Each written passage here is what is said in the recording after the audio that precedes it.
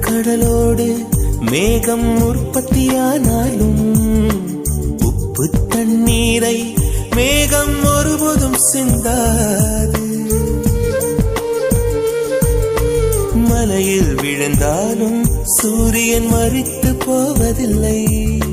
நிலவு கூலியூட்டி தன்னை நீட்டித்துக் கொள்கிறதே. மேகமாய் நானும் மாறேனோ, அதன் மேன்மை குணங்கள் காண்பேனோ.